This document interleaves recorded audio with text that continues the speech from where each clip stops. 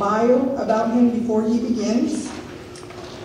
Before we do that, however, I'd like to thank the President's Office, Dr. Russell, for his support of this 50th Anniversary Speaker Series and the food that he provides at the end of each presentation. So we're going to have food at the conclusion of the event. And then I'd like to thank the food service, NMS, from the cafeteria who provided the food. We're grateful for them. And the Office of Marketing and Public Relations, radio, print, and the press releases to advertise this important event. I'd also like to ask each of you, when you come in, to please sign in for us. There's a sign-in sheet that I'll be routing, and then at the end of the event, if you could complete an evaluation form for me, I would appreciate that. I'll compile the results, and then this important data is utilized then for our outreach to the community. So thank you. So with that, let me go ahead and introduce our speaker, Al Henderson. It turns out he's Shonai, and he can introduce himself in Navajo here a little later. He has a Master of Arts in Economics from the University of New Mexico and a Bachelor of Arts from Eastern New Mexico University. In 2007, he received the Native American Community Scholars Award from the Smithsonian Institution to conduct archival economics research in Washington, D.C.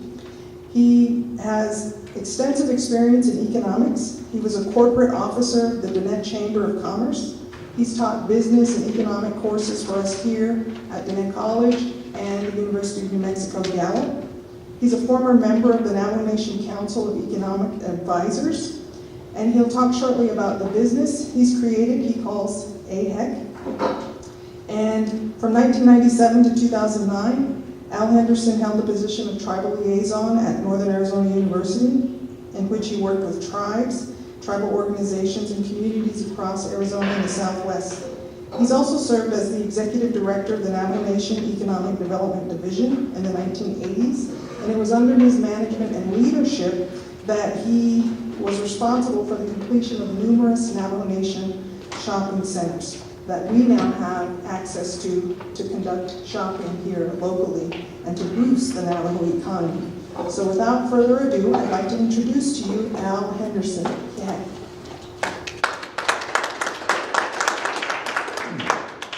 Akiha Miranda, thank you very much.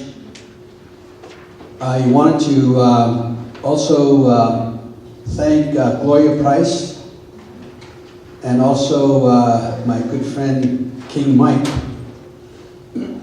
I've known Richard Mike and King and also Marie when she was Marie Mike, and we all met under the confines and the umbrella of Navajo Community College history.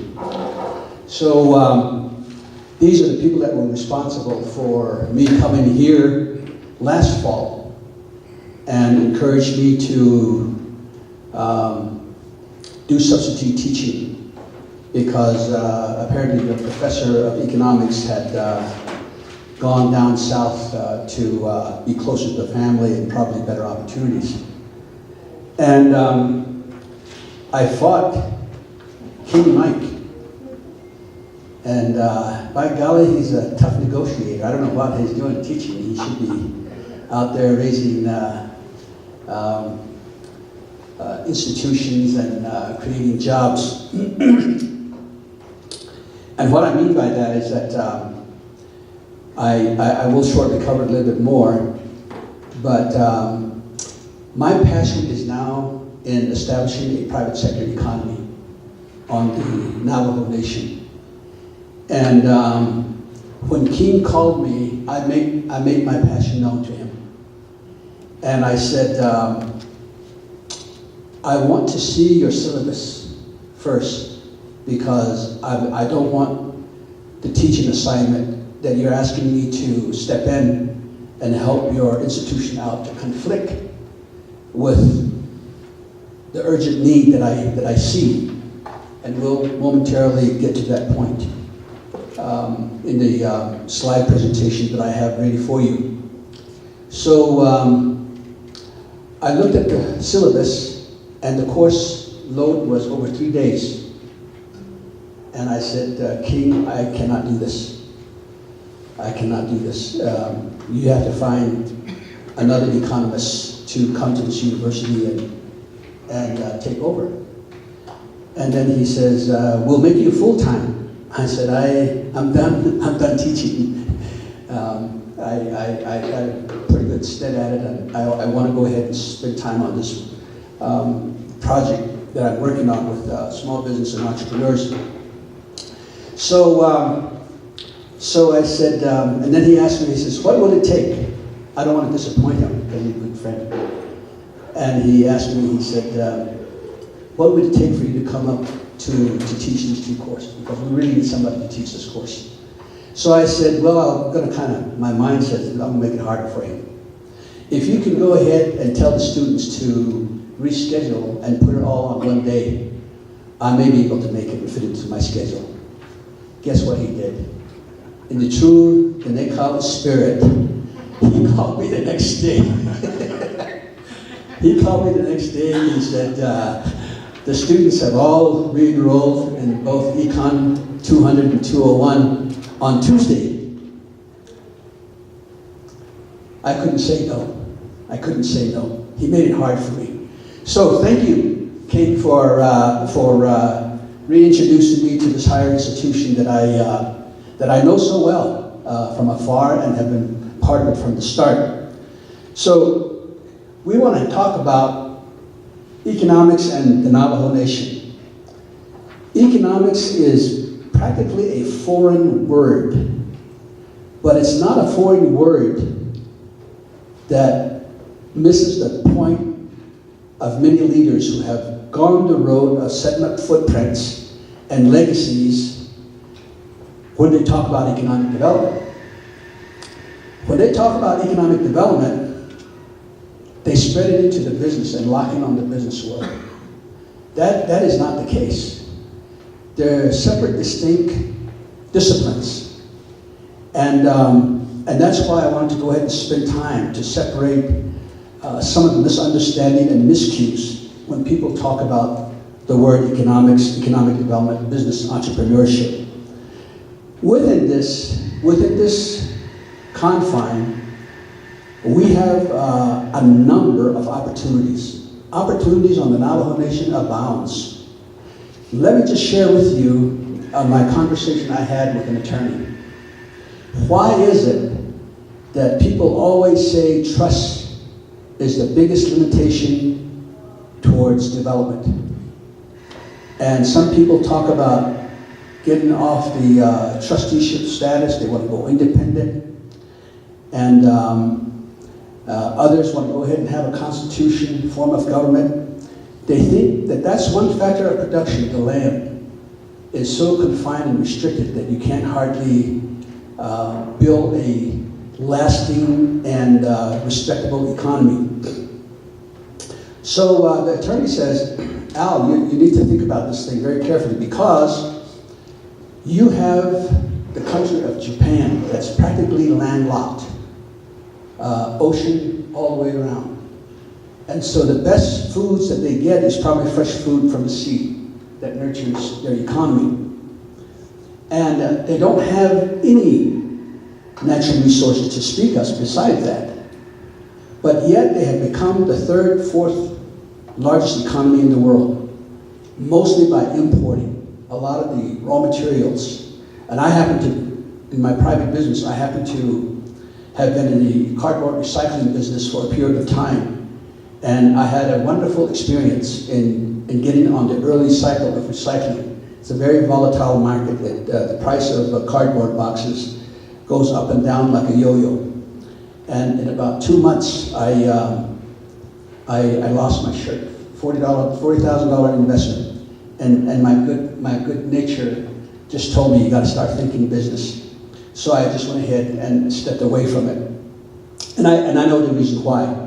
Recycling business is pretty much a front-end cost, high cost on going in type of industry, and over time prices begin to stabilize a little bit more favorably so that it becomes more competitive and probably profitable. So that is one of my experiences in the waste management business. And what you have here is my logo that I started back in 1982 in April. And I've kept this logo for many years. And what that stands for is Al Henderson Economic Consultants. And one of my first job was to get a contract with the Navajo Nation back in 82, 83. And we did what we called the Secondary Growth Center market feasibility studies for strip shopping centers. And this was a step down from the major growth centers that I had worked on, where we built the shopping centers, starting with Tsaile. That was my first project. And then I ended up with my last project over at St. Michael's Shopping Center. So we could go ahead and build stuff, even though the land was a little bit trying. So the lawyer tells me, he says, there is nothing wrong with the way the Navajo Nation Trust Stats is set up. And all you gotta do is look at the treaty obligations between Japan and the United States. Not any different than the United States treaty with the Navajo Nation or other tribes. You can go ahead and develop countries that seemingly is impossible to develop. So I've kind of had to rethink.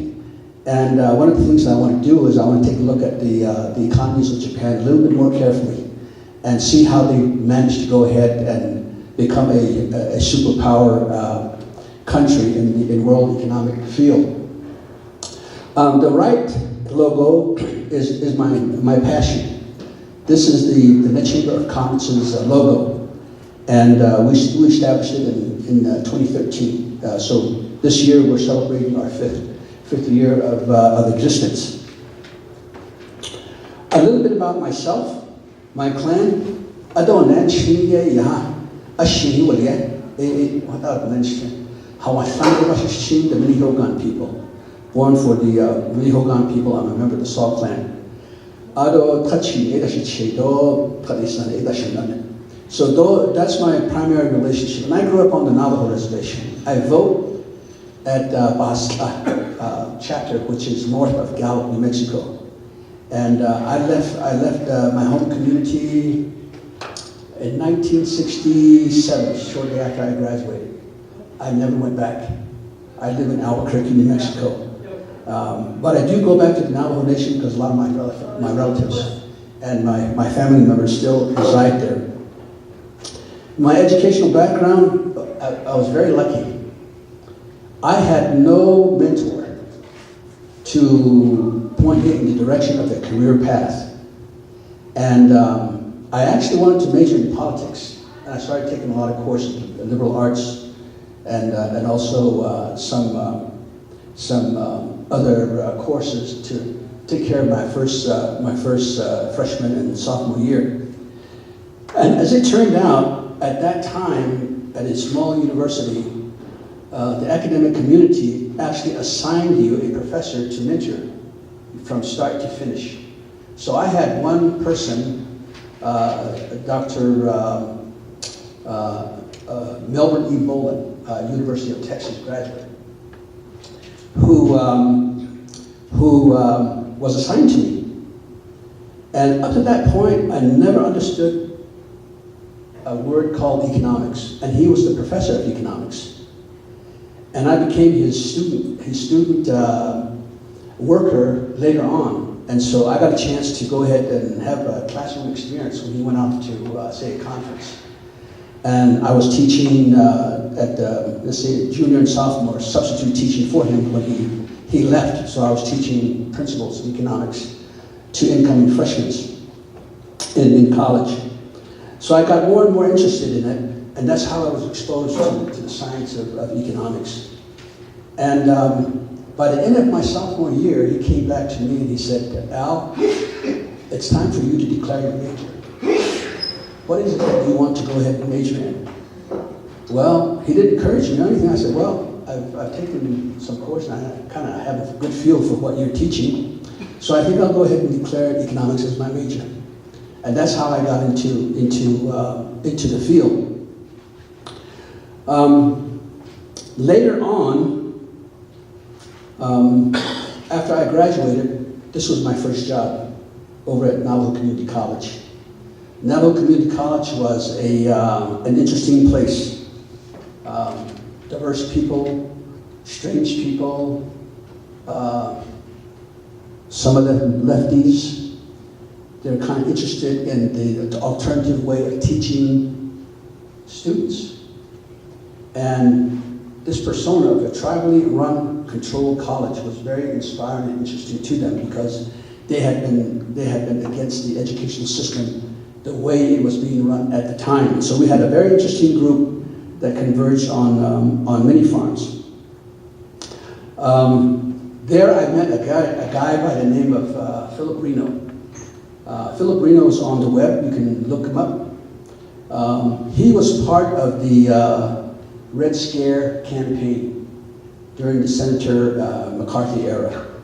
And he and a group, he was part of the think tank with the U.S. Department of, let's see, he was with the Department of, I'm thinking about Treasury, but that doesn't sound right. But apparently they were very privy to top secret information. And they became a target. And they were very concerned about communist infiltration in the US government, and people were freaking out. So they scattered like flies all over the country. And so Phil felt the heat, and he took off down south. Well, this is where I met him. And he was the guy that actually told me, he says, "You don't belong on the reservation. Why don't you go back to school?" And he had told me, he said, I remember the conversation. "If I find a scholarship for you, will you go? Will you go back to school?" And I said, fine. My Navajo mind is telling me there's no such thing as a scholarship. I don't even know if there's such thing as free money. And I think he's blown smoke. I'm probably going to stay around here on the reservation. That was my mindset, small mind. Well, 2 months later, he calls me up and he says, by the way, I did get you a scholarship, but you made a promise. And I said, yes, I made a promise. He says, you're going to upstate New York. Upstate New York, a place called Binghamton. And so that's how I started getting into the MA program. And more about later, more about that story later. So here, employment, I consider myself to have served as a public servant. Not only did I work with Navajo Community College, but also with the Navajo Nation Division of Economic Development. My last two stopping area was in NAU, Northern Arizona University, University of New Mexico, and now Diné College. In my private life, a moment ago I said AHEC. I started that particular company in April of 1982, and I've kept that very well. And so here's a bunch of stuff that I've done in that particular private sector occupation of mine. Consulting work, oil and gas well services. Did a lot of work for big major companies, Mobil, Conoco, Texaco, all of what they call the Seven Sisters who operated in the Four Corners area, who held oil and gas leases with the Navajo Nation. And guess what? The money I made was in waste management. Waste management was where the pot of gold was. And I just happened to stumble into it with no money, with no experience, with no employees, and no equipment. I violated the academic Business 101 curriculum. Business 101 went out the door, and my guts and feeling and die-hard energy just dove right in there, full-time commitment. And I sold that company, by the way, to an Arizona company. And that's how I got into higher ed. And now I'm retired. I'm retired, and I'm now devoting a lot of my time with the Diné Chamber of Commerce, of which we have 9 board members. We just added one more last week, a young lady who owns a floral shop in Window Rock. These are people who have run the gauntlet of private sector development, business startup on the Navajo Reservation. And they have horror stories. It's an uphill battle all the time, and what we're trying to do is not only advocate, but to go ahead and change the way in which business is conducted and make it a lot more business friendlier. So we have a big challenge, and all the board members that we have on our organization are business owners. So they know the world of business. So what is economics? People always ask me, what is it that you teach? What's going on here? Economists sort of fiddle around with it from time to time. And this is what I think it is. It's all about choices that nations, countries, and people make in pursuit of their quality of life they wish to enjoy. So wide open kind of thing. The key word here is choice. We have two choices that we normally face, and we have to take one road or the other. You know, when I bring this up, I always go ahead and bring the example to the students, and they don't know the person, Yogi Berra. Some of John, you probably know Yogi Berra, right? The famous catcher with the New York Yankees. He retired after a very successful professional baseball career. So the newspaper people come up to him and says, Yogi, you're retired, your life is baseball. What are you going to do now when you come to a fork in the road in life? Yogi Berra, without hesitation, looked at him and says, you take it. And he actually expressed what I think is the crossroads of economics. The crossroads of economics is when you go ahead and make a choice, you forego an opportunity that could have been the case. The whole concept of opportunity cost is right there. Navajo has come across a fork in the road many, many times. They could have elected not to go to Fort Sumner. They could have elected not to go into energy-based economy. But they chose to accept it. And so what we're now faced with is a series of decisions that have made our history. And our history, in a nutshell, is really a dependent history. We can't say we have our own economy that has been functioning very, very well with all of the goods and services that we need, that we can afford, and does that put a smile on our face? Now, so how does this relate to the Navajo Nation? Well, in order to get a handle of it, I want to tell you an untold story.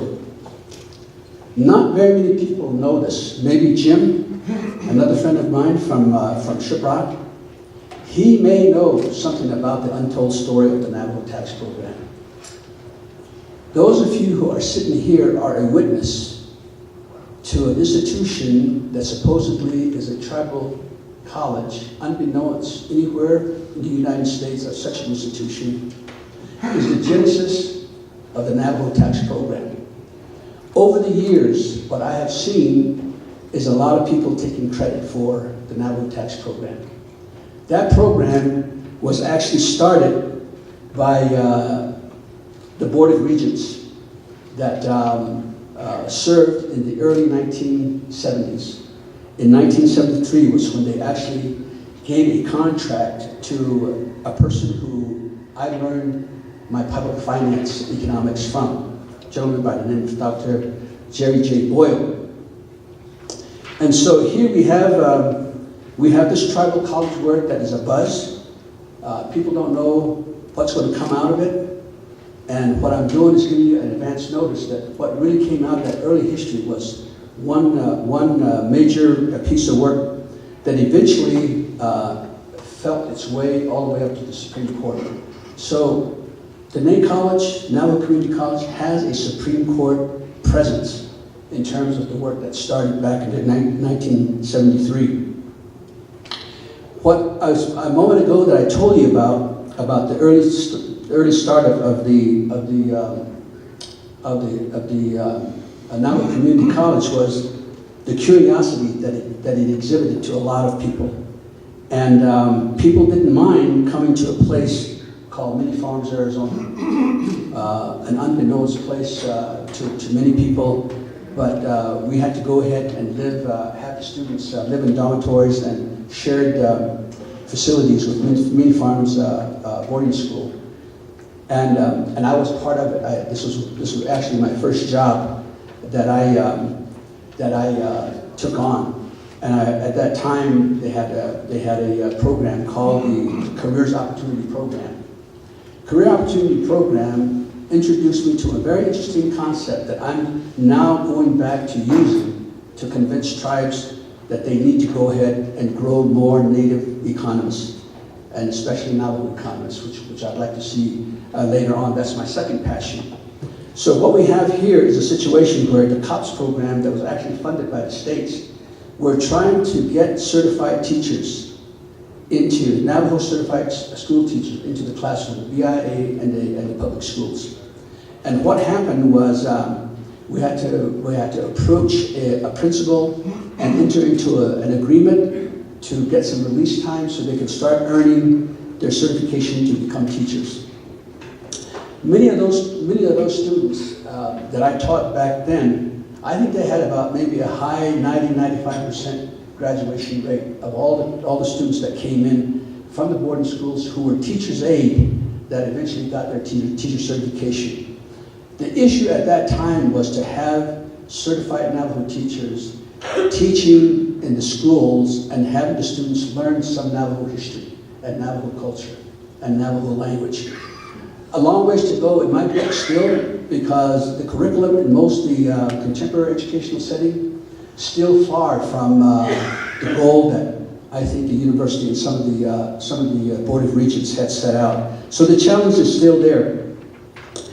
After my experience there, the year that this particular institution opened, I left for SUNY Binghamton, thanks to Phil Reno, my mentor, who said, you got a scholarship, and I had to keep my promise. So there I was in upstate New York. And one day, a gentleman by the name of Dr. Jerry Boyle gave me a phone call. And I still remember the phone call. I was in a dormitory, and I had a person who called me and said, you're on the phone. This is a hallway phone. So I went to the hallway phone. The first thing this gentleman said to me was, are you a Navajo? I said, yes, I'm a Navajo. Are you studying economics? I said, yes, I'm studying economics. And then the next thing really surprised me. He says, are you ready to come home? I said, what do you mean, Reno, come home? He said, well, I'm calling you from the University of New Mexico, and I'm the chairman of the department, and I just got a contract with the Navajo Community College Board of Regents, and they told me that you were a Navajo, and to have you come back to UNM to help them do the study. Actually, I was a gopher. I didn't actually do very much except go for this and go for that, the hard work of a graduate student.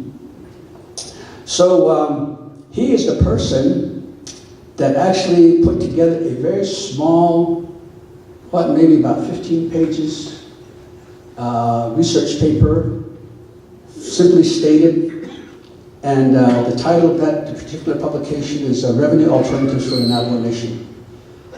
They are at the crossroads. The Navajo Nation is a growing population, growing needs for governmental services.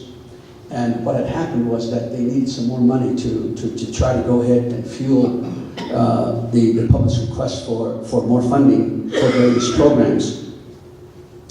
By the way, King, I think, delivered at least a couple of copies for the library down here. I don't think this institution ever had a copy.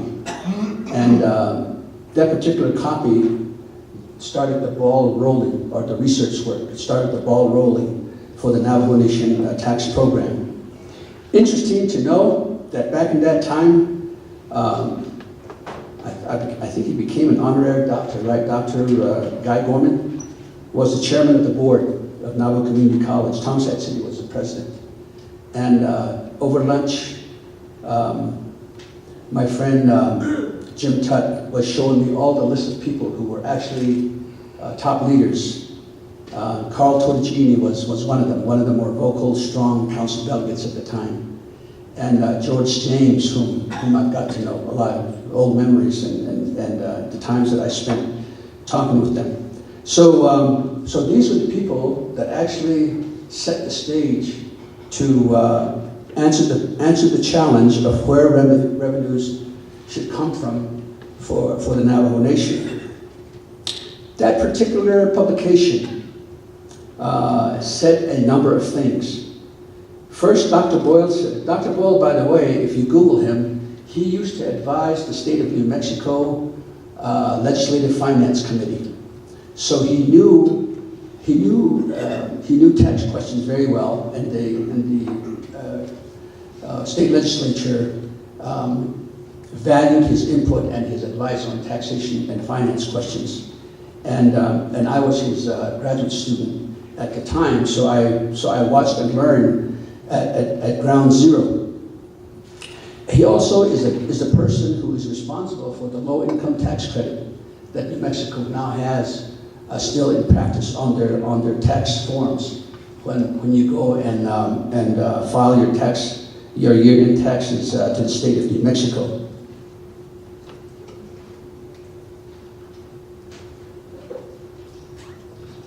So the first thing Dr. Boyle says is this: you have to move quickly to claim your right to tax, because he's on the other side of the fence with the states, and he's telling the Navajo Nation, you got to move fast, because if you don't move fast, the state is going to continue to encroach. And the rule of thumb is that he who gets there first gets the gravy. So up to that point, a lot of the non-Indian facilities, non-Indian taxation questions were settled at that time. And then also the encroachment upon leasehold interests is next in line, value-added taxes.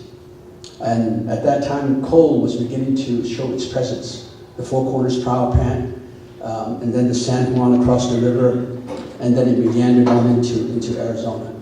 So he was sounding the horn of the nation to assert their leadership and to be able to go ahead and claim their right to tax, or else you're going to lose that opportunity. That particular taxation issue is still a hot issue between state and tribal governments, not only here but nationwide. If you heard the news last week, I think there's an attorney who works with the Navajo Nation overseeing, I believe, the Division of Resources, I think.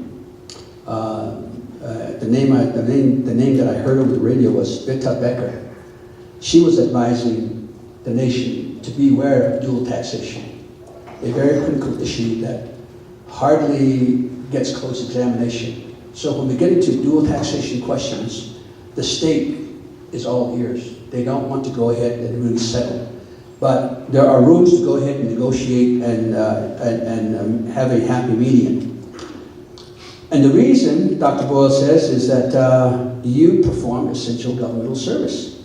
You have a growing population, you have a police force, you have social services, you have elderly programs, and a whole litany of public services that you can claim as a service that you provide, and you need funding for that. And that's the reason why you need to go ahead and talk like a government and be a government. Dr. Boyle recommended the Navajo Nation should consider adoption into law the following: the gross receipts tax, the income tax, the payroll tax and the leasehold interest tax, or the value added. These are open territories for Navajos to go ahead and claim. And of course, the person that eventually got this particular study was a newly elected chairman of the Navajo Nation in the name of Peter McDonald. And the Board of Regents, through Guy and Thomas and a few other Board of Regents members, marched down to Window Rock.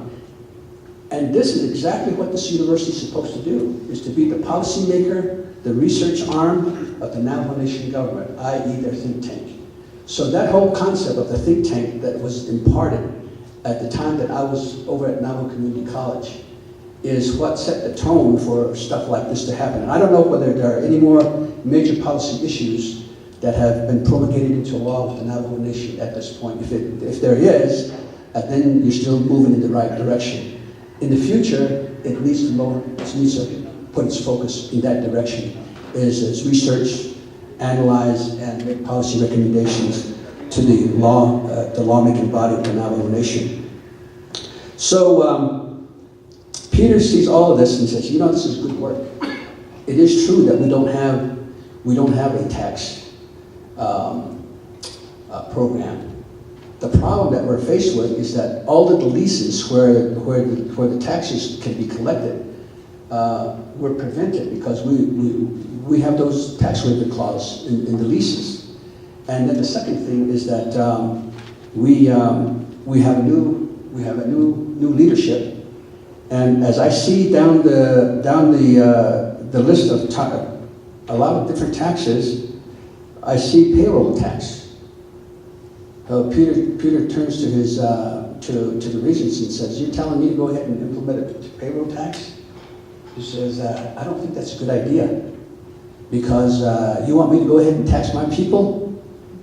Well, if I do that, I'm going to get voted out of office the next term." So that is set aside and it's still sitting there.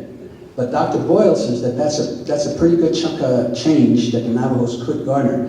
But the economy is not developed enough so that I think the Navajo Nation is reluctant to go into an income tax mode.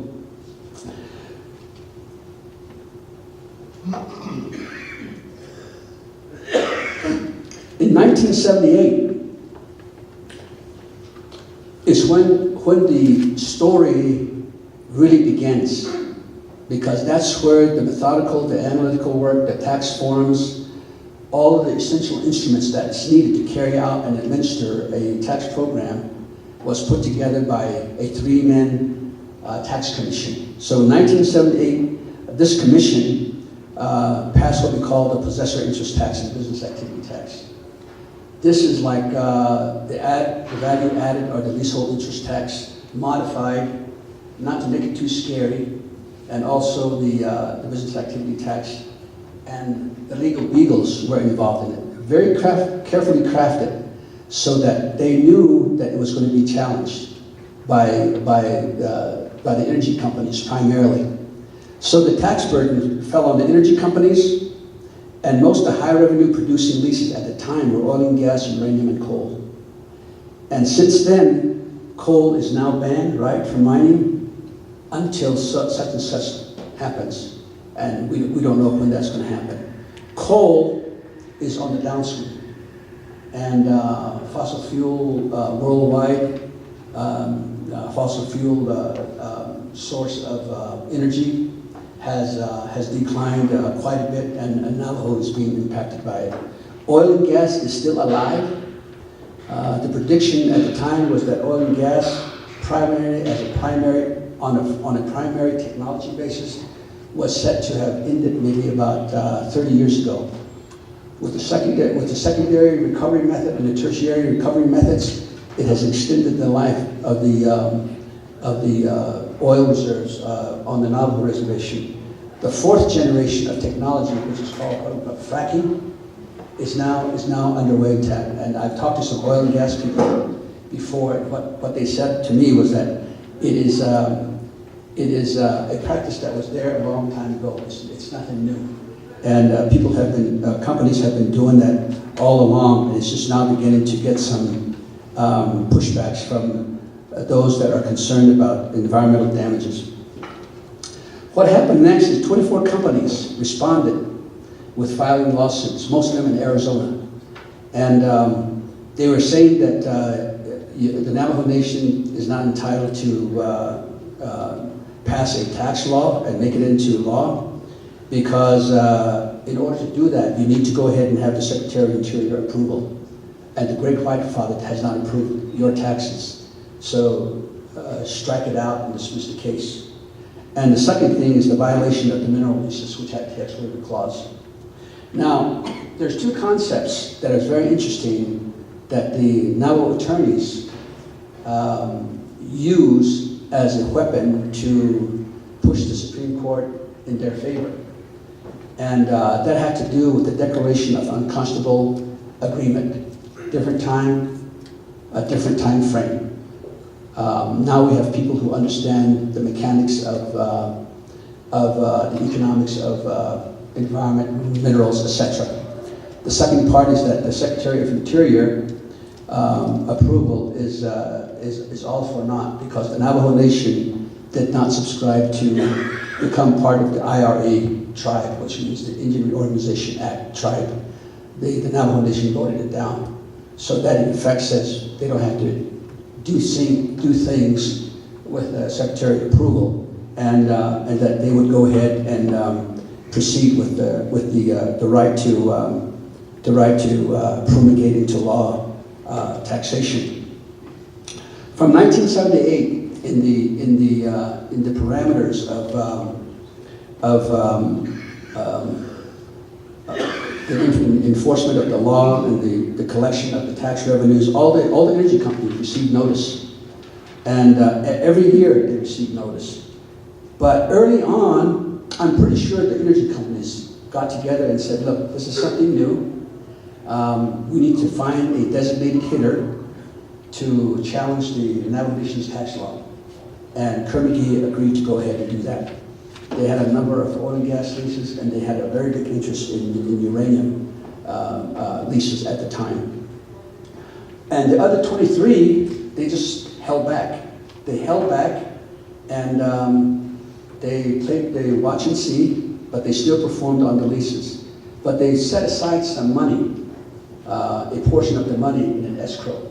So that built up from 1978 to 1985.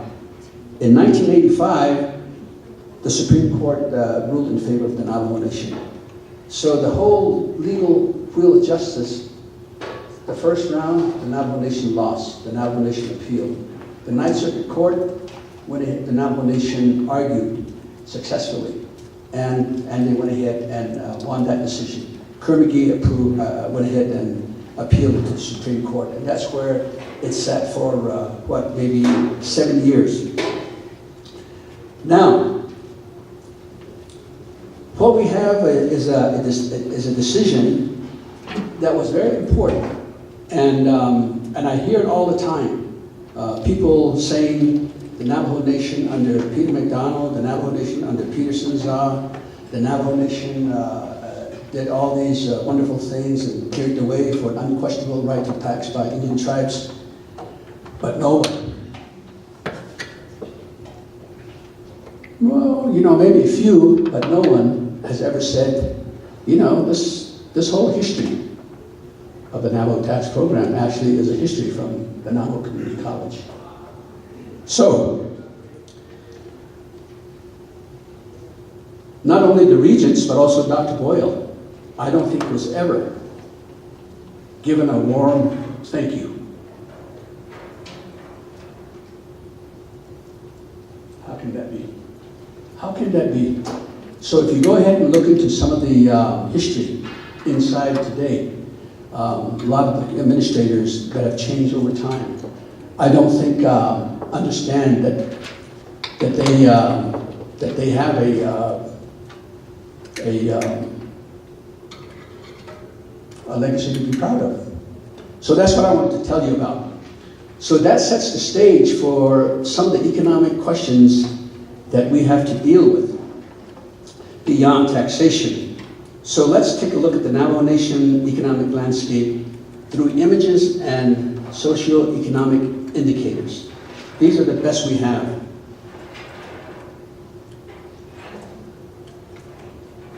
Every so often there is an up and down cycle of sovereignty, the possible loss of a treaty, and all the fall off.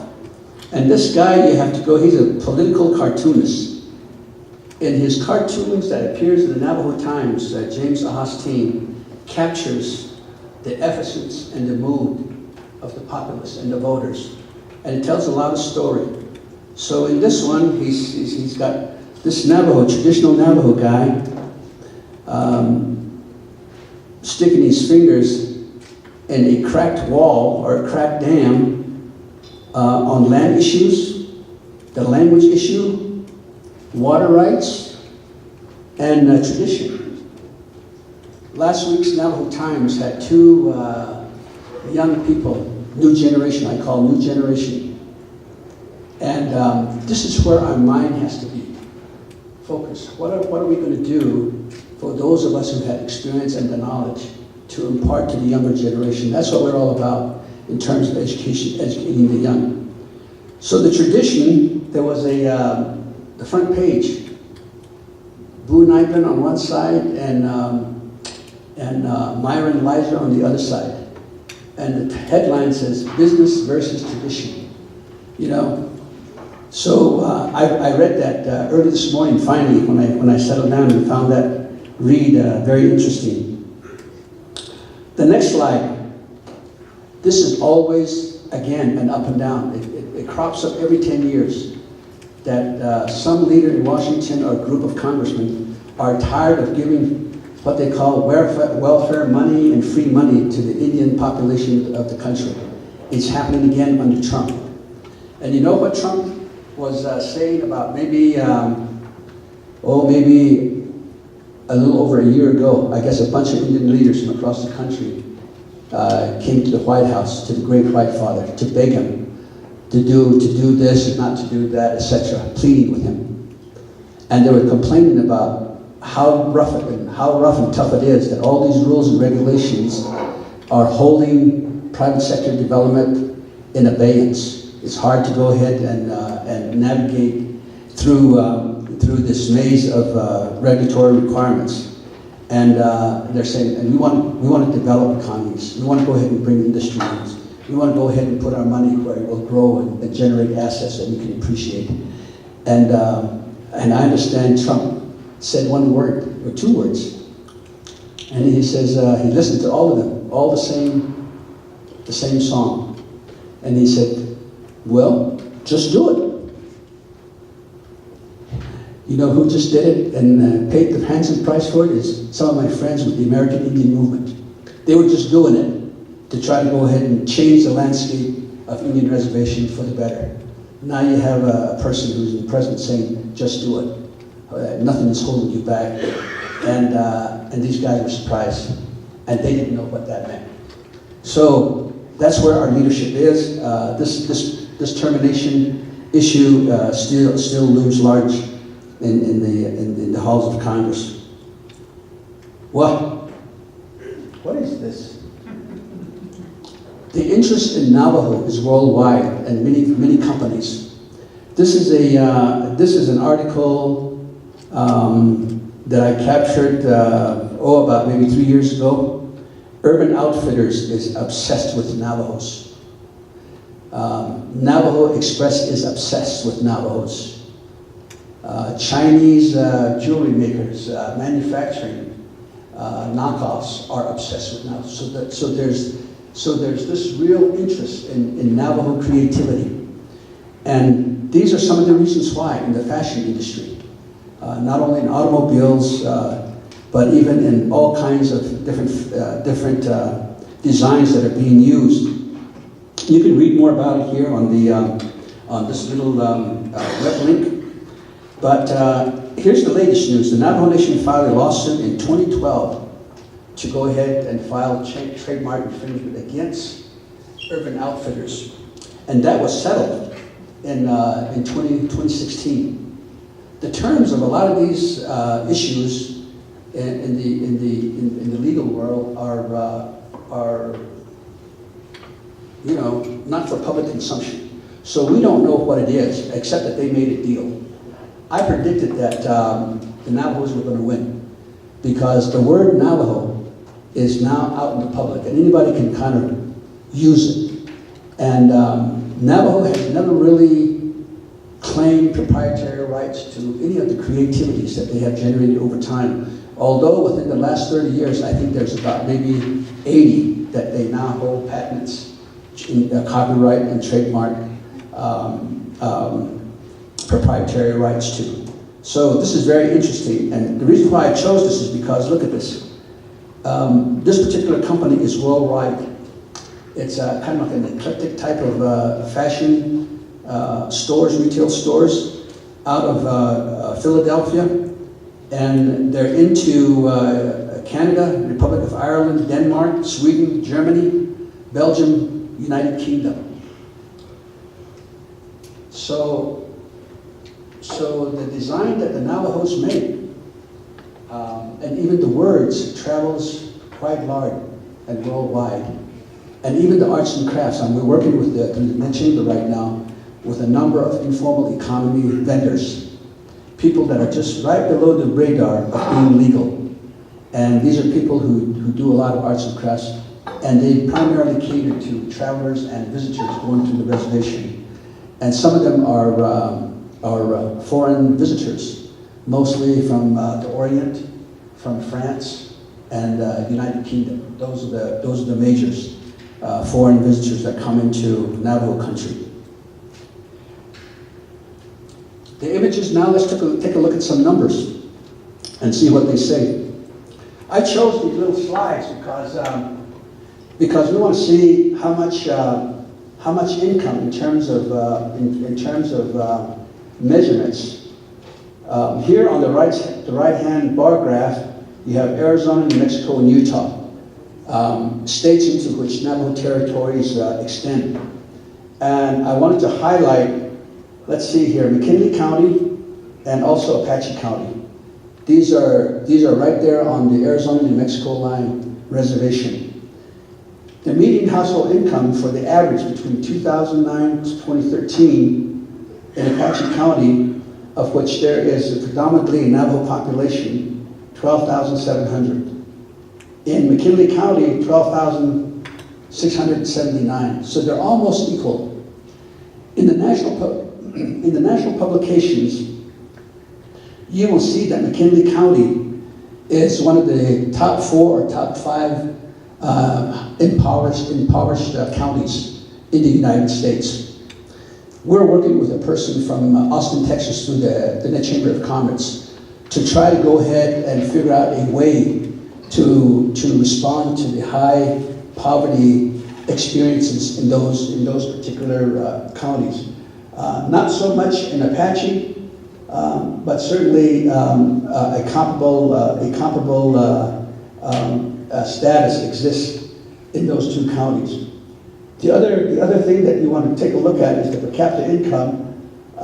To me, per capita income doesn't say as much, because that's if everybody is working and they're earning a certain amount of money, and if they were equally apportioned, everybody would be making, the entire population would be making somewhere in the neighborhood of about 31,000 for Apache County, and then McKinley County almost 30,000.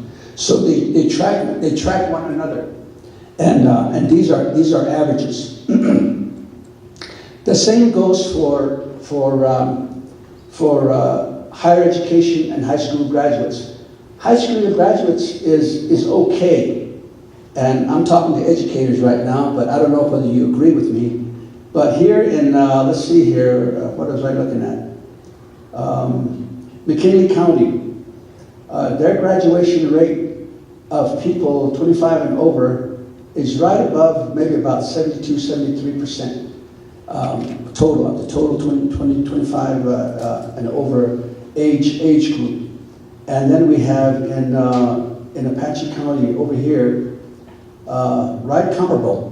So Apache County and McKinley County pretty much parallel one another in terms of percentages and numerical dollar figures in terms of income. If we take a look at the bachelor's degree or higher, again, the 25% on average between 2009 and 2013. For the same McKinley County, 11%. That's very low. And also in Apache County, 10%. And these are highly Navajo very populated counties.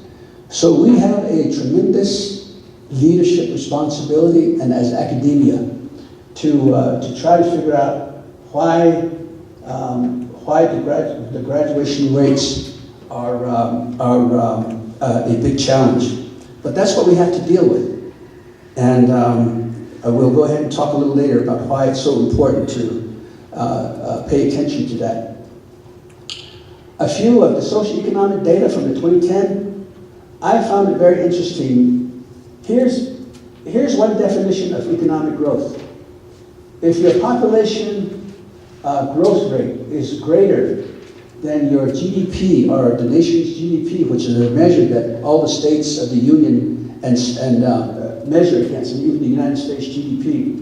The US GDP grows at a rate of about 1% on average over time.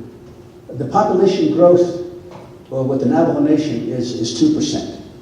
And we don't know, since we don't have a GDP measure, we have no real hard evidence of whether we're growing or not growing. The best measure that we have is poverty rates and also the unemployment rate. And most leaders will go ahead and quote those, and you read about those in the paper. And this is very disheartening. 1% of the total population reported they are self-employed in the year 2010 census. So we have 1,700 Navajos who are doing for themselves the Diné college way.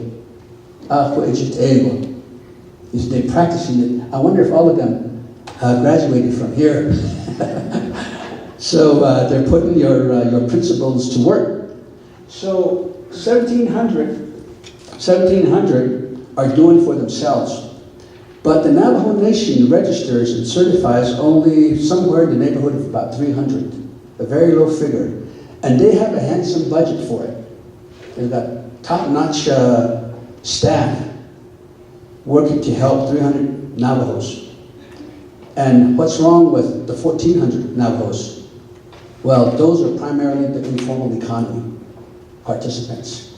So a program to bump them up a little bit higher is something that I think is a piece of work, research work, that has to be done. And I was really glad to talk to some people over here at DPI, the Net Policy Institute.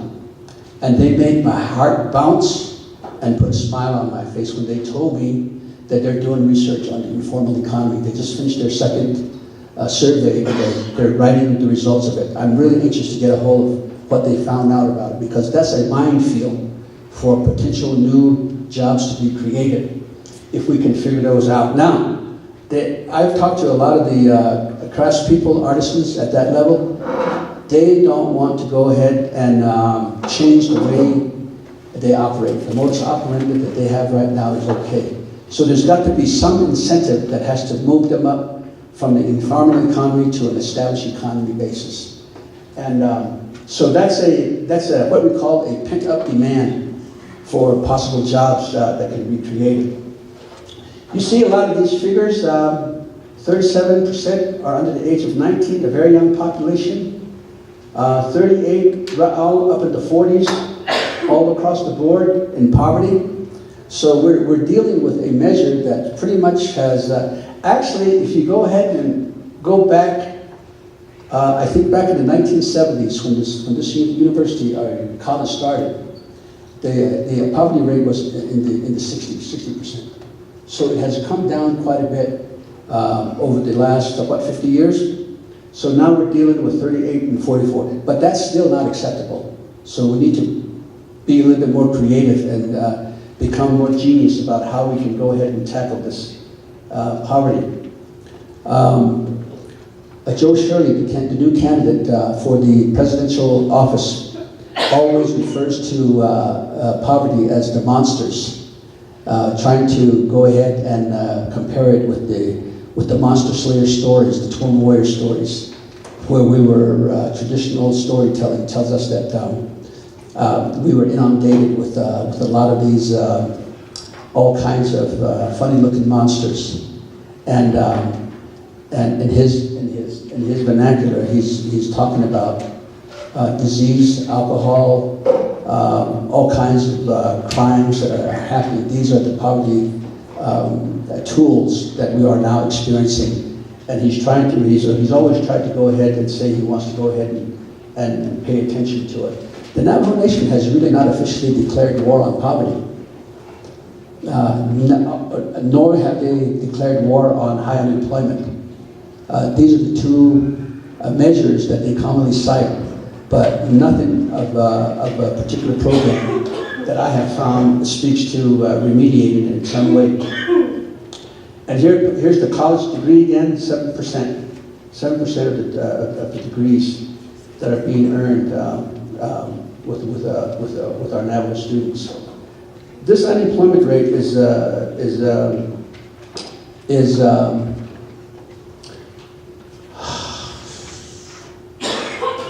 I don't believe it, and then I believe it.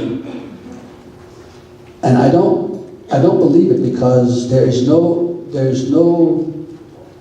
formula that's available that I know of that actually does the count to calculate a true unemployment rate. The BIA used to do it back in the late 60s and 70s, and then their budget ran out, and they don't do that anymore. And they used to publish it.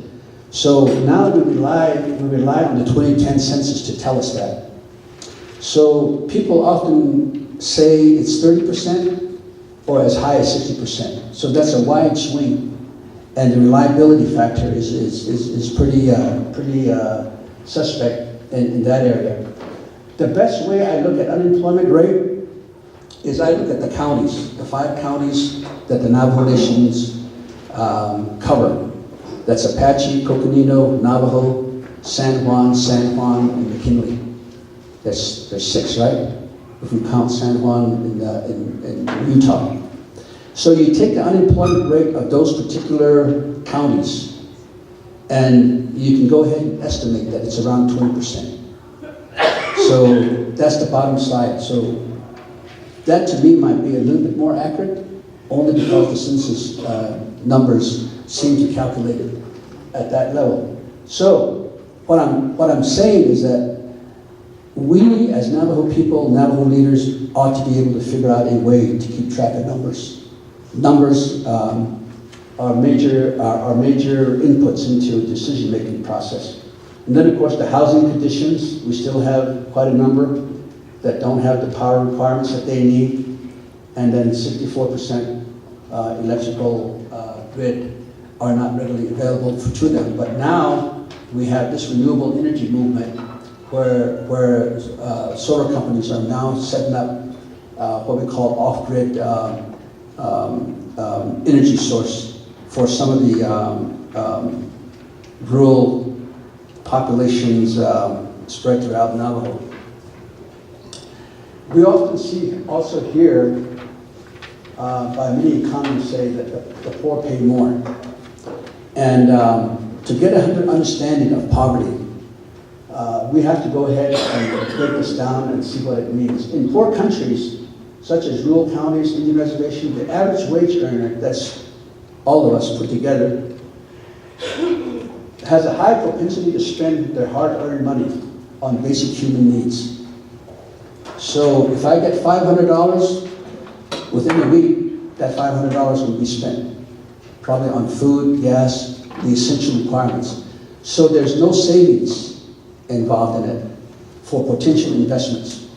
So the whole idea is to at least have some in savings, but if you're almost at the bottom of the income ladder to begin with, it makes it very, very hard. And so how do we go ahead and reverse that trend? I'm thinking that we ought to focus on generating a wealth of middle income wage earners to go ahead and even the widespread and gap in what we call income inequality. And here's just a food for thought. Many of you probably do this as well as I do. You go into a store in Walmart to get one item, and you come out with a cartload of all kinds of stuff. Some of it you need and some of it you don't. Some of it is just novelty. So that's what your propensity to spend acts out and shows its presence in that fashion. And this is the question to all of you. Where do you spend your money? Do you spend it on the Navajo Nation, neighboring cities and towns, states, or international?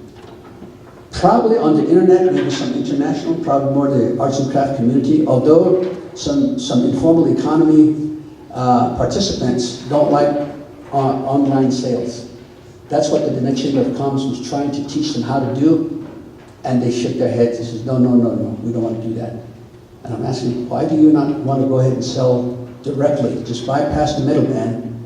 All these trading post people are making money Just go directly to the buyer. I said, no. I was very surprised with the answer. And what they told me was, we don't like the internet because of our stolen ideas. They're talking about intellectual property. They're very aware of it, and they stay away from exposing their craftsmanship and their creativity on the internet. Does Buy Navajo, this is a big thing. Navajo says, don't spend your money in Gallup, New Mexico, and Flagstaff. Spend your money right here on the Navajo Reservation. And they come out with this Buy Navajo everywhere. Every now and then you'll see an advertisement in the Navajo Times. And I'm asking the question, this whole Buy Navajo marketing, does it work? Well, it's very hard when you have consumer confidence looming all the time. That means, are the consumers on the reservation more able to appreciate buying the goods and services here than elsewhere? And why is it different? Maybe the quality and maybe the customer service is not that polished. So the workforce is in peril in terms of how well they provide the service. Has a lot of a message with it. Oh, don't buy from King Mike. He's got workers that won't even serve you. I was at McDonald's this morning in Window Rock, and they have these new punch your way in. I stay away from that stuff. I'm not an IT guy. I think it's dangerous for me because I can't focus on my passion. It takes me off into a different direction. So I'm standing there. There's 3 workers, and I didn't say a word. I'm just watching their behavior. They're talking, they're fidgeting, they're laughing, and I'm looking at the clock. It's now 10 minutes, 15 minutes. So then I said, well, I'll make it easier for them. So I dragged myself over to this big long board and I started reading. My eyes are pretty bad to begin with. So I'm watching, I'm scrolling, and I ordered my food. And then I couldn't find the receipt, and it was right there staring at me. So I finally pulled it up, went back to the counter, sat there, and then I'm now beginning to tap my feet, and I'm thinking, should I say something or not? Then finally, after about 20 minutes, and I was the only person in there. Customer service. Customer service. And that's what you would have to change. If we're going to participate in a very competitive way with the world that's emerging before us, we have to be a workforce that is responsive, able to go ahead and approach people in a positive way, and get training after training after training to keep up with the state of the arts. Because this advertising stuff is the name of the game in a capitalist system. If you don't know how to go ahead and advertise and put yourself out there, either in the newspapers, personally, or through the internet, you're going to be sinking pretty low and just barely making it, and probably always on a break-even or near bankruptcy mode of operation if you're in business. That's what we want to go ahead and teach our membership in the Chamber of Commerce. What most people don't know and understand is that consumer spending rules the roost. That's the biggest component of the measurement that I just told you about, gross domestic product. 70% of gross domestic product comes out of consumer spending. So when a new leader goes into Washington or White House, Obama was the last one to do that. If you pay the income tax, you got about maybe a thank you money, a refund on top of your refund for $300 or $500. How many of you got that from Obama? I did. I was very surprised. So what they're doing is they're tackling the recession that he had to inherit to stabilize the economy from teetering into a depressionary state. So in order to level the playing field and prop the plane to go back up swinging into the air, they had to go ahead and put money into your pocket because the economy knows you're going to spend it. So 70% of the GDP in this world, in the world that we operate in the free market system, is really consumer spending, and that's the main driver for economic growth and productivity. In the Navajo Nation, our level of productivity is very, very low, and that needs to be catapulted up somehow, some way. So Dr. Lerma, the new chair of the department here, has got a challenge to meet to make the workforce, those that are educated, more productive. Those that are productive and they go into higher education, most of them will go off the reservation, and guess what's going to happen? They're going to stay there. And that has to be arrested somehow. So what we're doing in the higher education institution, especially in Navajo, is that we are producing workforce for the cities and towns in the states, and they are nurturing a healthy economy in the states. So we have that particular challenge, and that's why I say economic and societal life between our neighboring states, neighboring governments are different, because we haven't quite understood the value of consumer spending, consumer service, customer service. Here's the irony. According to the Navajo Nation Division of Economic Development Chief Financial Officer, this guy is a number cruncher. He went ahead and used a gadget called the Hemp Plan, and he went ahead and pointed the Navajo Reservation geographic region and asked the question, how much money actually goes through the Navajo Nation Four Corners area? And he says, his eyes was popping, and like a little kid, he says, it's $16 billion. And I'm saying, where does that go? Well, that rain drops mostly in the neighboring towns and cities, metropolitan areas of bigger cities, and larger metros, like in Los Angeles and Denver and Albuquerque. So this particular $6 billion, I haven't looked at it lately or have asked him lately, but that's a huge number. I only did it for about 5 years ago for the arts and craft community, hospitality and tourism. About 5 years ago, that particular figure, both in Arizona and New Mexico, and I got the figures from the State Tourism Department, I calculated about 1.3, almost 1.4 billion of arts and craft money flowing. That's part of this figure that he's talking about. And the last couple of days, I contacted my friends in the state, and by golly, they just kicked that number right back to me. And it's now grown to about 2.4 in the hospitality and tourism spending. So what are we doing about that? Do we have the hospitality and tourism curriculum here? Because this is what we call economic-based industry. It's reliable, it's sustainable, and it keeps growing. And the foreigners keeps coming, and that's never going to stop. So, and then also the service has to have an uptick as well. And the next question I have is, do you believe the Navajo Nation takes advantage of its consumption capacity? Hardly. We spend money and we don't save money. And we don't try to deliver the most goods and services that we spend on much closer to communities and home base.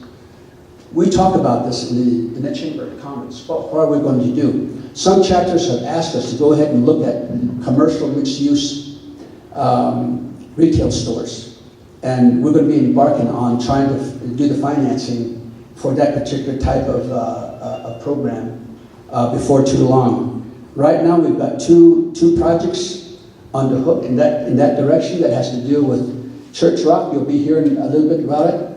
Right past Fire Rock, at the turn going into Church Rock, we've helped an entrepreneur secure about $6 million to build a convenience stores. And what was really holding up a lot of these projects is because the banks want the numbers. And the banks wants the most current financial statements with the right numbers that can make them bankable. And up in Crown Point, we're going to be doing similar, but there's a hotel that's going to be coming in 72 rooms. And we were able to go ahead and convince the Navajo Nation to actually be partly a lending agent, along with private sector loan to bear on those projects. So those are what's desirable down at the local community level, plus there are many more. So if we're not able to go ahead and understand and handle our consumption appetite, how do we go ahead and go about getting a handle on it? Well, we have to know the numbers and act. I asked the Navajo Nation and my students, and I asked them on their behalf, for some access to some good data, primary data. I have not been successful. They're not for public consumption. There's some really good numbers that I want to get a hold of, because I think there's some hidden opportunities there that if we could just sit down with people who understands how the world works, that we could go ahead and change this unemployment and poverty picture that we just went through a moment ago. Remember the images and indicators at the start. These are the results of choices that were made at a tremendous opportunity cost. In other words, we went down the path of least resistance, probably not enough interest and energy going in that direction, and we've never revisited them. So what it comes down to is that economics is all about choice, as I indicated earlier at the beginning of the program. So what are the choices that we face? And here are some of the things that I'm aware of. Number one, water. It's high on the agenda. Cultured and Navajo traditional practitioners often remind us of the high value we must have on water. It's embedded in our ceremonies. If you've been to a scene, if you've been to a ceremonial function, water is always present. And it's revered, and it's in our songs and prayers. But here's what the lawyers tell us: use it or lose it. Now, have we used enough of it? No. Have we given some of it away? Yes. Are we trying to reclaim some of those? Yes. One of my leaders, Percy Deal from Pinion area, I think somewhere around that area, really high on reclaiming all the pristine water that has been practically given away at a low price to energy companies, and he fought and he fights it emphatically, and is very public about it. Economically, water is in high demand in the growing Southwest. NASA reports that if the decision makers remain status quo on the question of water, the Southwest will become a vast land of desert. So we're losing the ability to have our land become productive if we're going to go into the farming business. Here's to make a case in point. About 2 years ago, I went ahead and showed this to the incoming administration, the Diné administration, and told them, if nothing happens for 100 years, this thing is going to overtake the Navajo Nation. And I showed this map to them because I found it on NASA website. The Navajo Nation is sitting right here. That's the Navajo Nation right there. So the redder it is, the higher drought propensity that particular piece of geographic area is becoming. Where all the fires are now happening are on the West Coast, and there are fires all over the place. So what's the remedy? How do we help Mother Earth and Father Sky? And this is a tough question that I think all of us, especially the new generations, have to sort out and make some decisions. What does this mean? Demand for water will not go away. I mean, they'll keep coming at, because we have a lot of water that we have at our beck and call that we need to use and apply some way. When it gets to push and shove, the question is at what price is the Navajo Nation willing to sell their water rights, or should it ever get there to a place where we have to go ahead and sell some water? Now, we've negotiated a lot of it under mineral lease agreements, but so far I have not heard any place where such a thing has ever been repeated again. What are the choices? Well, some of the choices are to use water for productive development. So reclaiming the land for agricultural purposes or putting them into productivity. There are some small groups scattered pockets of reservation where they're actually doing it. Rebuilding the old waterways, rebuilding the dams, asking for deeper wells where the water, the windmills have been tied up, have become dilapidated, etc. So there are some attention, but the nation as a whole has not really raised serious concern at this stage. Or do we remain dependent on extractive, non-renewable resources? Non-renewable resources have been our legacy since the 1920s. The next one has to do with infrastructure. And this is a given. We'll always have a need for roadways, bridges, dams, utility lines, and the latest one that I didn't add here is the broadband, the digital divide. Those are given. It makes the wheels of development go round and round. In economics, we call this type of expenditure sunk costs because it's a one-time expenditure, and this is some of the attractive features for small business and industrial development to occur. Some of the stuff that we don't really have at this point. Infrastructure spending is necessary because it makes the wheel of development attractive. Another given is the health, education, and the energy sectors.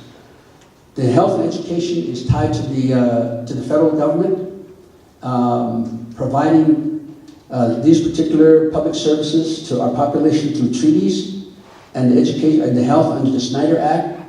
And then the energy sectors are, of course, internal decision making that our leaders have made for quite some time. But here's what's going on. The energy sector is undergoing serious transformation.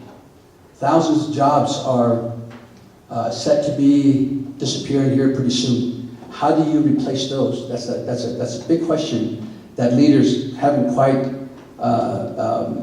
resolved to anyone's satisfaction, as I know.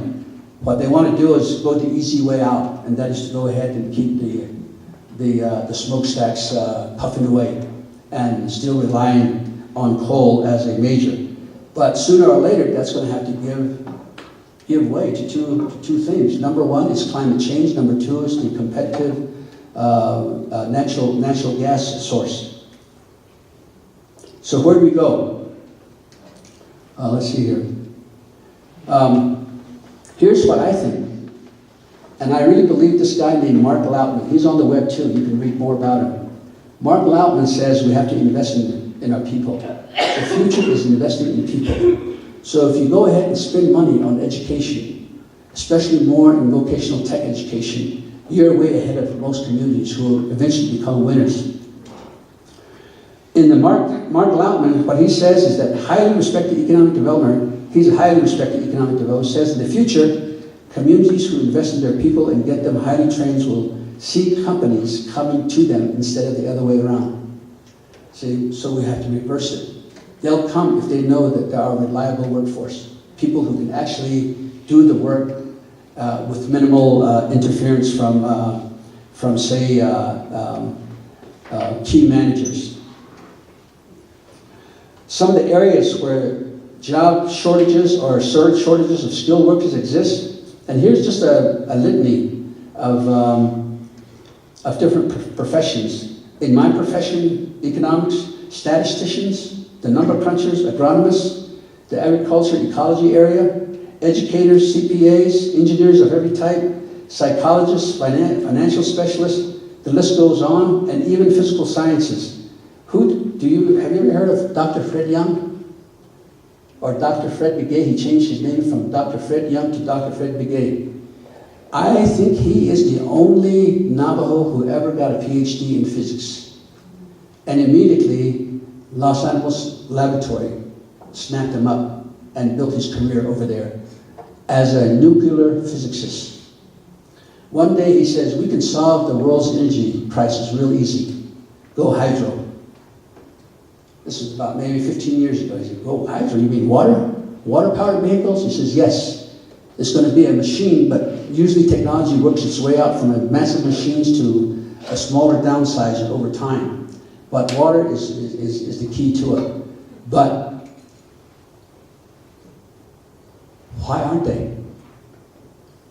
Economics says that it's because of the corporations who are reliant on fossil fuel, gasoline engines. There's a lot of money tied up with automobiles. The same thing is going to happen with this marijuana, recreational marijuana, industrial hemp, and also with medical and recreational and industrial hemp. So you're going to have the pharmaceutical industry bearing down on you because it's a competitive world. They'll try to squeeze you out and try to kill the projects at every turn with their powerful lobbyists. So there are not challenges that is an easy road to take. Technology specialists of a variety. I thought we had enough attorneys in Indian country, in Navajo country especially. I've heard the number about 22. But did you know that there's still a shortage? My goodness, how many more attorneys do we need? But if the people in the know says that we have a shortage, I gotta swallow my pride and say, well, let's try to get them. Medical doctors and health professionals. The U.S. government is really taking the lead in this. And I happen to think that they're pretty successful. But the downside is that they're not coming back. They're not coming back to their homelands, to Indian reservations. Agricultural professions, hydrologists, and many more. In my field, I was working with Rose Graham. I asked them, how many people, I'm ready to retire, but I'd like to go ahead and mentor some Navajos who are interested in economics. And she looked at her database. And she came back to me and says, Al, you will not believe this. She was shaking her head. There's none. There's none following the tracks of economics. So I decided to do something about it. Leveraging the legacy of Navajo Community College with Dr. Boyle to set up an endowment. And I got the Board of Regents approval to go ahead and set up the endowment. And the board said that we'll go ahead and lobby the Navajo Tribal Council. I think that's still a working process. I hopefully at the tail end of it, we'll be able to get some momentum along that line. I'm a patient guy. So it takes time for good things to come to fruition. When I looked at the nationwide picture of Native American economists, the same story. There are hardly any. And when they do graduate, do they come back to Indian reservation? They don't. Because the money, the greener pastures at the university who gives them six-figure incomes. So those of you who have come to the tribal colleges with a decent pay package, I admire your tenacity and your interest, because that tells a lot of people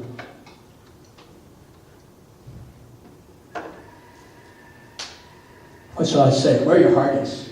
Okay, that's where your heart is. So a little digression here. More on economic development. Huge demand for housing. Total 60,000 new, 65,000 renovation and repair. And money keeps coming in from the federal government, but we're not able to go ahead and put it into the ground. Very hard. Something is happening that's not being corrected. And I think there's got to be a focus on building houses for middle-income wage earners, because that'll keep a lot of the high wage earners from taking flight. Like the person that left home, I'm substituting for the last 3 semesters. So that has to be resolved. The expansion of the private sector is always a critical issue.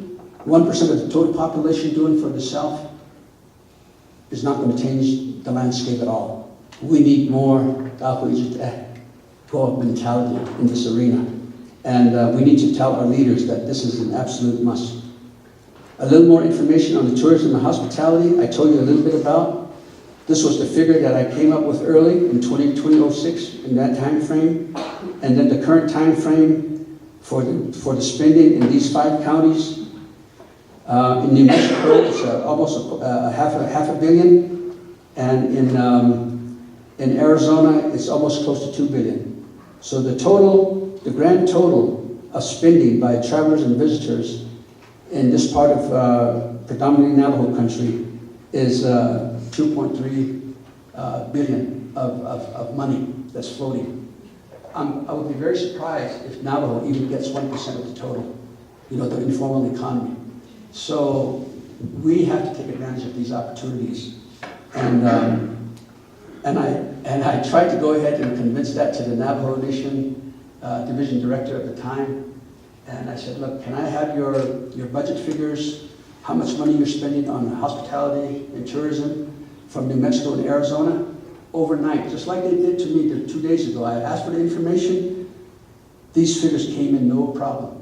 Notice that there's nothing here on Navajo Nation. And what they tell me is that that's proprietary information, not to be divulged. Why the secret? What's the secrecy? All we're trying to do is to try to figure out a way so that our people can make a living and a livelihood. So, some things that I've been privy to, the stronger economies today, the stronger economies together with people. This was a 4-year federally funded project, and there's about 30 organizations involved. A lot of them are Navajos on the reservation in McKinley County and San Juan County, the highly impoverished area. And they said that this will work for our community. Job-earning institutions, businesses, programs, nonprofits, etc., agricultural and food systems, tourism and artisans enterprises, manufacturing, workforce development, and entrepreneurs. Everywhere we've been so far, these local needs are predominantly desirable to the local communities, and they will support that. Now, I've shared with you a lot of what has happened, and what we have to look at is down in the future.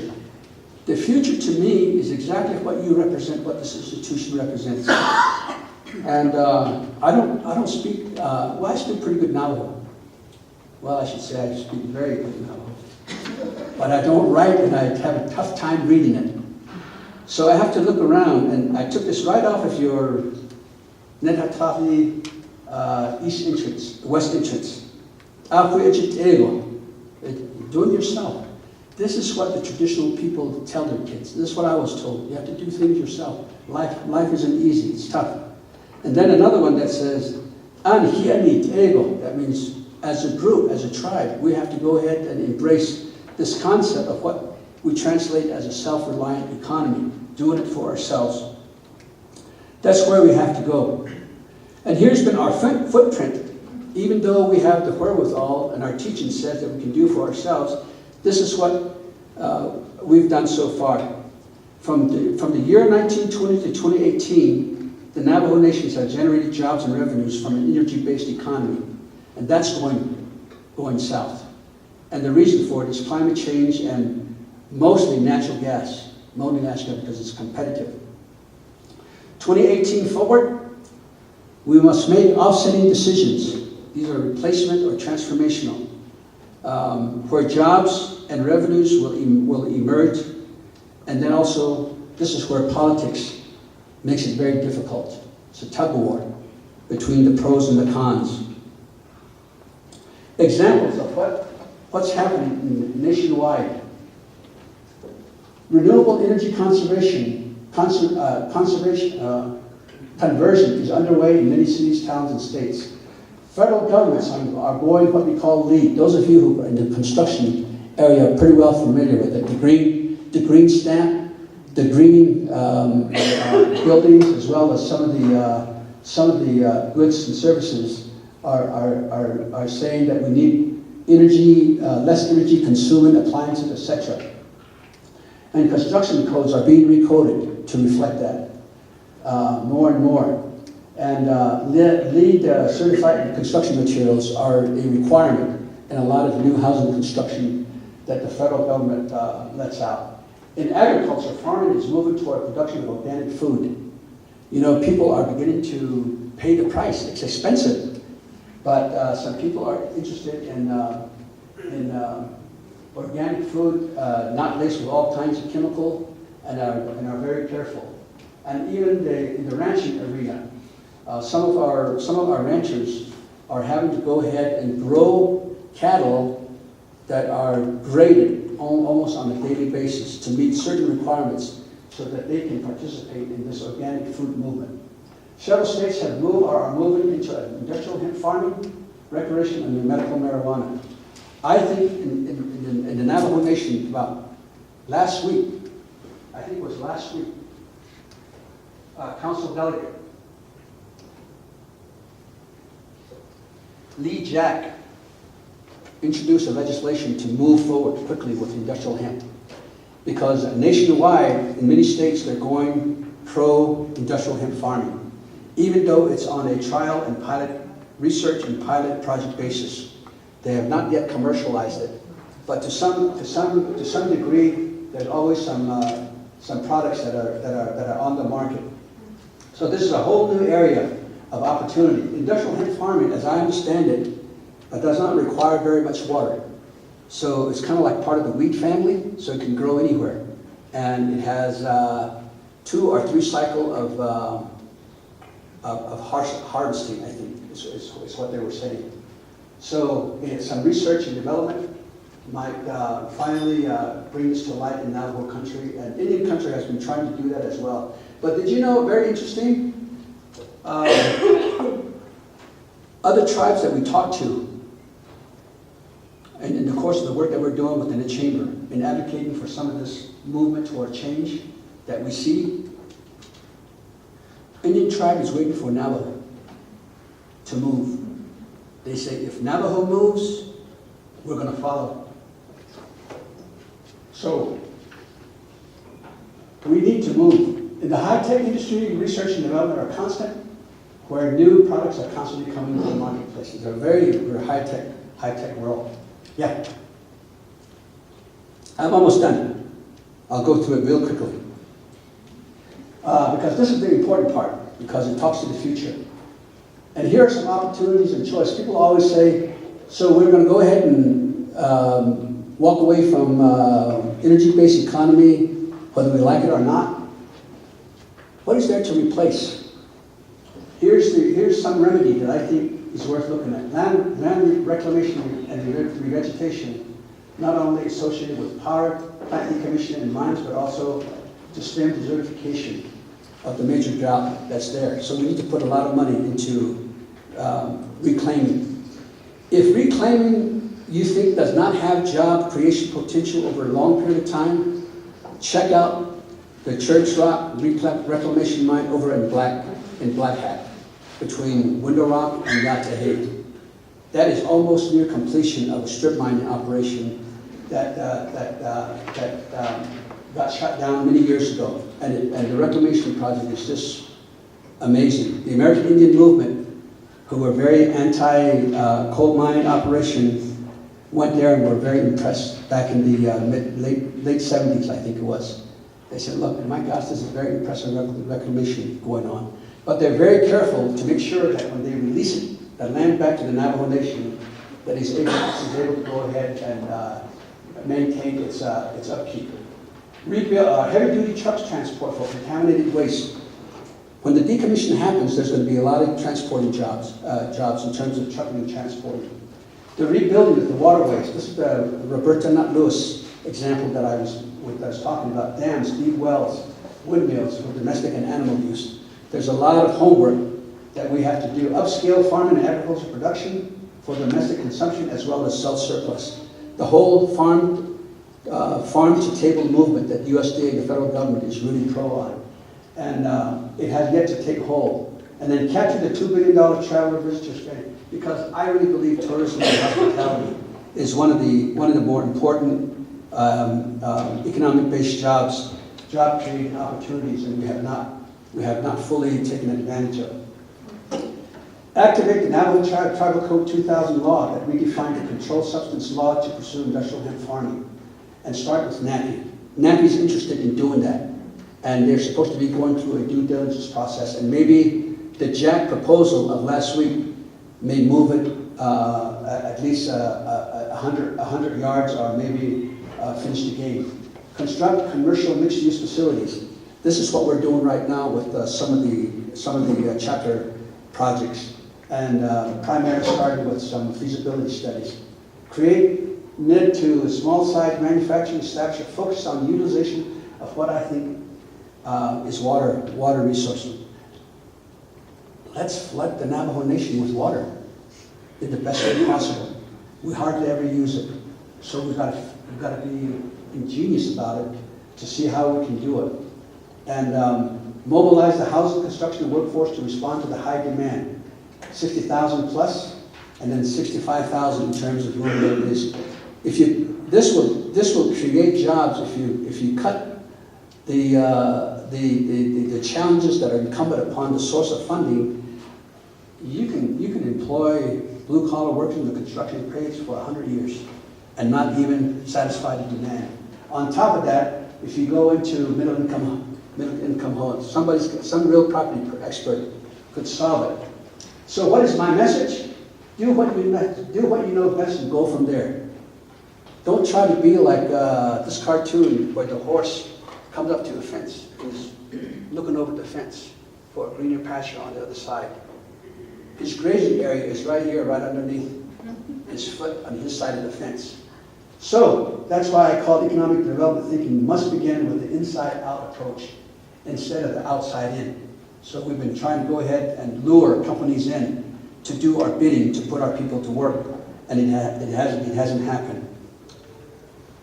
So we propose self-reliance through expansion of the private sector economy, 1%. And how do we do that? And when do we do that? Well, when we do that, we gain independence. It's tied to our culture. It's what we say, and we have to go ahead and focus on productivity. Not more public service type of jobs. That belongs in the public sector side of the total economy.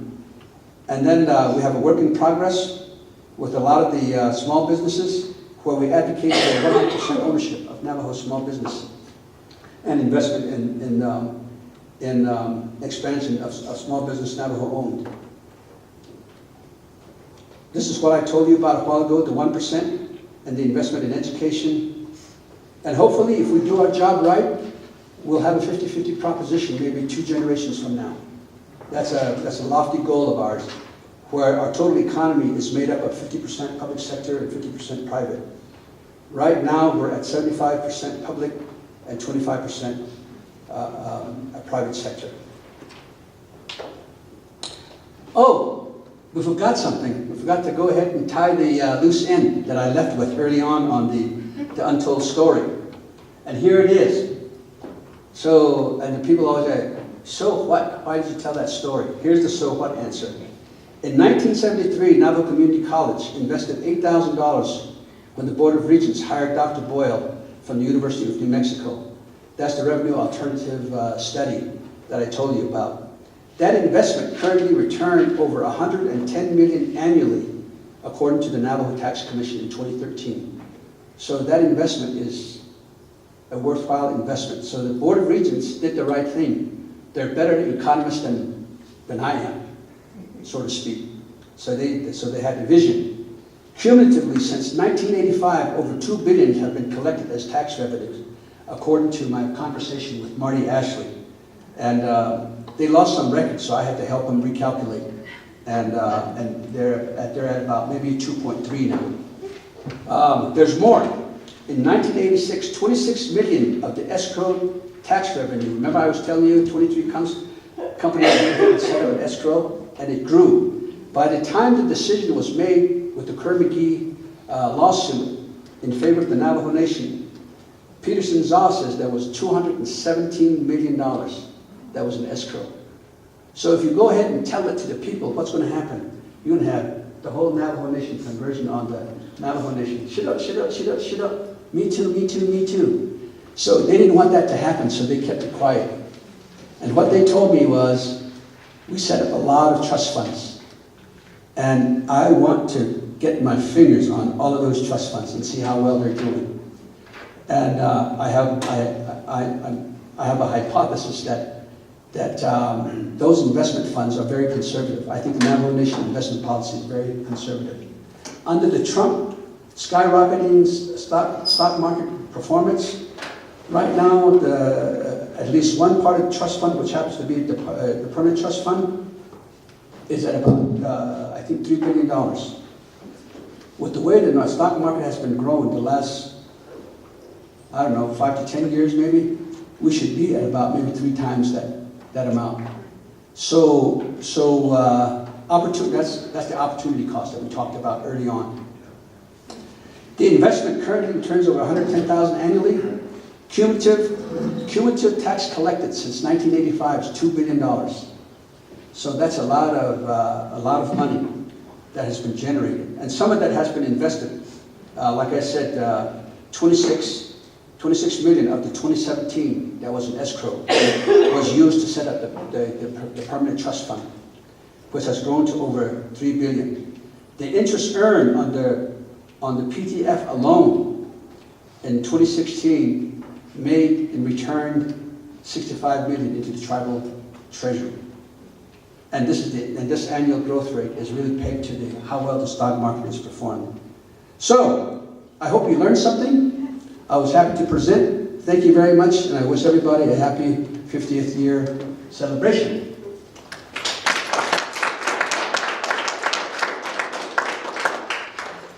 Question 9.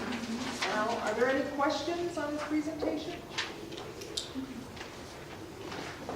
Is this a reminder to please complete your evaluations? But I had a question. What about this talk of a bank, Navajo Nation Bank? What's your position on that? I think it needs to happen. And when I was the executive director of the Navajo Nation Economic Development back in the 80s, we set up what we called the Business Industrial Development Fund. And that was capitalized at about roughly around $15 or $16 million. The money that we took from the Pittsburgh Midway escrow account. And there was a lawsuit. And about 20 to 22 million had grown to that size. So I went to the chairman at the time, Peter McDonald. I said, look, why don't you go ahead and put your money where your mouth is and help private business. So we took about 15 million of it and set up the Business and Industrial Development Fund. The whole plan was to make that a development bank, and we never got that chance to do that. So an unfortunate thing happened shortly after that when the Navajo Nation Council threw us off the reservation. You know, the turmoil of the 1989. A lot of good things went down the tubes, and that was one of them. So now the issue of the Navajo Bank is still there, and it has to happen. And I don't think it's good policy for the Navajo Nation to actually be the sole investor on our behalf. I think those of us who have money, we ought to be able to go ahead and buy a piece of that bank. And I've expressed that many times to people. I'd like to go ahead and buy maybe 5 or 6% stake in the bank, because I think the Navajos would love that. And you can bet that they'll come there and bank with their own bank. All of you would be depositors, right? Yeah. 5,000, 10,000, 50,000. I take my RA account and just plop it in there. That's how much faith I would have in my own people. Yes? What would it take, or would you support a referendum to make the Navajo Nation disclose all its public expenditures and revenues? Just like the state of Arizona, New Mexico, the schools, all would do that. I would love it. The students I know would love it, because they'd have a better information rather than secondary source or third source. And And I think the technology is there for that to happen. Back in the 60s and 70s, early 70s, the Navajo Times used to publish the financial statement of the Navajo Nation for all to see. I don't know at what point the practice or the decision was made not to go ahead and disclose it. And the only thing that's available, I think, is the annual budget. And of course, you've worked on the audits. It's a thick reading that you have to spend a lot of time trying to get a handle on. But the accountants who know will go ahead and pick and choose the information that you need. And there needs to be some cooperation in that relationship. Everything cannot be operated in a secret mode. So yes, let's do a referendum. So if there All aren't right. any more questions, Shania, Al, do you want to start the food line? Of course. Come help Thank you. us, and then you're welcome to come eat. Thank you.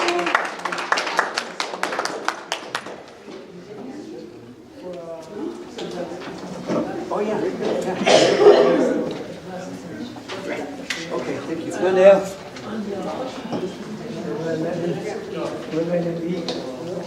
I'll get us plates.